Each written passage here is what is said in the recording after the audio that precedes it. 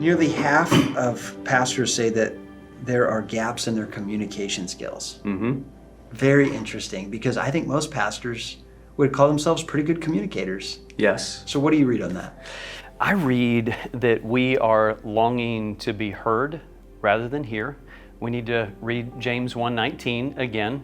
Be quick to listen, slow to speak, slow to become angry. I mean, think about that, how that applies to this difficult season we find ourselves in. Be quick to listen, slow to speak, slow to become angry when somebody says something that just comes off divisive. Stephen Covey said, of all of the principles of interpersonal communication, seeking to understand before you seek to be understood is the number one principle. It's so hard to do. Yes. We want people to get us. Like, understand what I'm saying. You're not Yes. listening to me. Why did you lean into and raise your voice, Ben?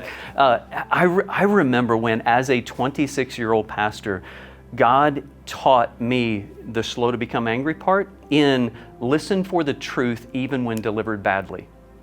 There was a lady in my church, we'll call her Patty because that's what her name was, and she came up to me after a vote in business meeting went the wrong direction, and she accused me of leading a cult. This church is following what you want, Pastor, not what God wants. Yeah.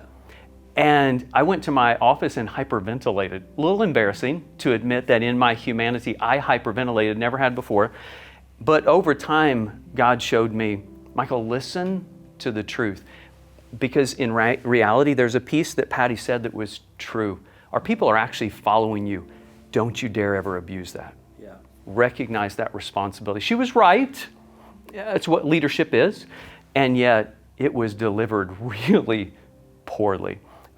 Slow to become angry. Listen for the truth even when we don't like how it was told to us. I love the idea of communication being a two-way street. Mm-hmm.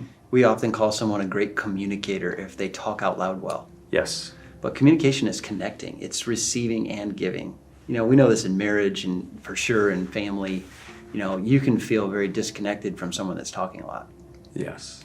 So I think there's what pastors are saying here is almost half pastors are saying, like, I'm not connecting well with my people. Mm-hmm.